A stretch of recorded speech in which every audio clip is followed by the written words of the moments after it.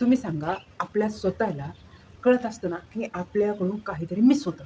मग त्यानंतर मिस होतं ही गोष्ट तर आपण मानू शकतो. आपल्या मनाला माहिती आहे कुठेतरी आपल्याकडून वेळ वेस्ट होतो. हे आपल्याला माहिती आहे. कोणी सांगावं लागतं का? नाही. मग का बरं आपण त्याच्यावर काम करत नाही? कारण आपल्याकडून आहे ना 2-3 पॉइंट निसटून जातात. त्याच्यामुळे आपला वेळ कसा जातो, त्या पॉइंटकडे जरी आपलं लक्ष गेलं, तरी आपण त्याला पकडू शकत नाही. आणि ही जी गोष्ट आहे ना, वेळ पकडायची, ती गोष्ट आपल्याला शिकायची. आणि ती जर गोष्ट आपण एकदा शिकलो, की वेळ पकडायचा, त्याच्यामध्ये आपलं जे महत्त्वाचं काम आहे, ते आपण करायचं. आणि त्याच्यानंतर माझा वेळ वाया गेला, हा शब्द आपल्याला त्या शब्दाचा अर्थ कळेल. आता जास्त काही नाही. आपण 2-3 पॉइंटवर आवर्जून लक्ष देऊ. खरं तर 3 पॉइंट खरं महत्त्वाचे आहेत. सगळ्यात अगोदर वेळ कशामध्ये आपला वेस्ट होतो. तर आता आपण लेडीज आहे. लेडीजमध्ये जरा मायाळूपणा, मातृत्व, लव, दुसऱ्यांवरती परोपकारी खूप साऱ्या गोष्टी आपल्यामध्ये भरलेल्या आहेत आणि ह्या पॉइंटमुळे आपला वेळ जातो. तो कसा? सगळ्यांना खुश करण्याकडे जो हा पॉइंट आहे ना, सगळ्यांना खुश करण्याचा, तो थांबवा. म्हणजे वेळ तुमचा तुम्हाला भेटेल ना.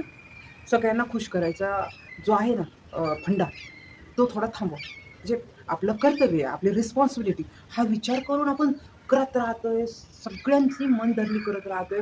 कुणाला वाईट नाही वाटावं, कुणाचं मन नाही दुखलं जावं, हे सगळं करता स्वतःसाठी वेळच नाही राहत. मग आता इथून पुढे एक पॉइंटवर लक्ष द्यायचं की मी सगळ्यांची जर मन खुश करण्याकडे लक्ष देत राहिले, तर माझ्या मनाचं काय? त्याच्यामुळे हा पॉइंट आवर्जून लक्षात ठेवायचा आहे. आपण सगळ्यांसाठीच आहोत. आपण एकदम सगळ्यांना सोडणार नाहीये. पण त्याच्यामध्ये आपण अजून ओव्हर ॲक्टिंग करत असतो दुसऱ्यासाठी, ते कुठेतरी थांबवलं पाहिजे. जर हा पॉइंटकडे जर लक्ष दिलं, नक्कीच आपण आपल्यासाठी त्या एका दिवसातला वेळ काढू शकतो. नंतरचा सगळ्यात बेस्ट जो पॉइंट आहे, तो म्हणजे आपल्या वेळेला किल करून टाकतो. असा म्हणजे एक गोष्ट मी तुम्हाला दाखवते. हा खूप खास आहे. हा जर असेल, तर आपल्याला खूप सारं दुःख असेल, तरी आपण विसरून जातो. खूप सारा आनंद असेल, तरी आपण थोडा वेळ त्या आनंदात राहतो. नंतर ते पण मिस होतं. फक्त हा एक छुपा रुस्तम आपल्याकडे आहे आणि आपण असं म्हणू शकतो, हा आहे म्हणूनच सगळी कामं होतात. ठीक आहे ना, मी पण ॲग्री आहे. ह्या गोष्टीला मी पण ॲग्री आहे, की आजच्या सध्याच्या सिच्युएशनमध्ये खूप इम्पॉर्टंट आहे. पण ह्याच्यामध्ये काय होतं, समजा मला आता इम्पॉर्टंट पर्सनला कॉल लावायचा आहे. तर मी कॉल लावता थोडंसं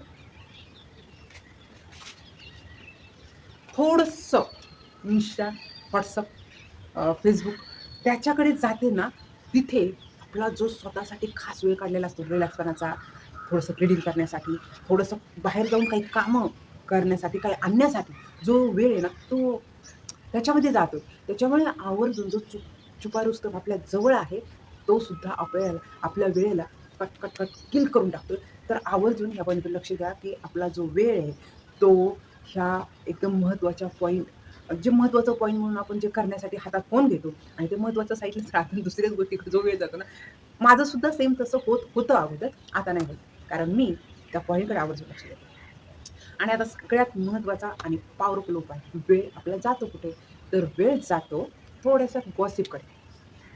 दुसऱ्यांमध्ये आपला तिथं खरं तर काही फायदा होत नसतो, पण त्या गोष्टीमध्ये उगाचच गॉसिप करण्यात वेळ जर आपण घालवत असतो ना, त्या पॉइंटवर लक्ष द्यायचं. कारण गॉसिपमध्ये काय होतं, खूप सारी एनर्जी आपल्याला असं वाटतं की आहे आणि आपण त्या आनंदात खूप साऱ्या गप्पा मारतो. जे गॉसिप असतं ना, त्याच्यात एक सिक्रेट आहे. गॉसिप करताना खूप सारा म्हणजे आपला इगो एकदम असा भारी-बिरी काम करत असतो गॉसिपमध्ये. कारण आपण आपल्यापेक्षा दुसऱ्याला कमी लेखत असतो आणि त्या गॉसिपमध्ये आपली जी पॉवरफुल एनर्जी आहे, आपला जो पॉवरफुल वेळ आहे, त्या गॉसिपमध्ये जातो आणि ते गॉसिप संपलं, त्या आपल्या ज्या मैत्रिणी आहेत, त्या आपापल्या कामात एकदा रमल्या, की आपल्याला असं वाटतं आपण खूप सारं काम केलं आणि आपण थकल्यासारखं आपल्याला टाईट फील होतं. टाईट झाल्यासारखं फील होतं आणि आपण दुसरं जे फोकसने काम करणार होतं ते राहून जातं. आणि आता आपण काय केलं पाहिजे, ह्या सगळ्या गोष्टीमध्ये जो वेळ जात असेल ना, तर आपण उद्याचा जो दिवस आहे, त्याचा आज आपण प्लॅन करू. जर आपण प्लॅन करत राहिलो ना, की ठीक आहे, माझ्या ह्या कामाला इतका वेळ मी देणार आहे. त्याच्यानंतर मी माझं दुसरं काम घेणार आहे. असा जर छोटा-छोटा जास्त करू नका, छोटा-छोटाच प्लॅन करा. मग तुम्हाला स्वतःसाठी वेळ भेटेल. बाकी ह्या सगळ्या व्हिडिओमधून माझा मोटो हा आहे, की तुमच्या स्वतःसाठी तुम्हाला वेळ भेटावा आणि तुम्ही खूप हॅपी राहावं आणि तुम्ही जर हॅपी राहिलात, तर पूर्ण घर हॅपी राहील.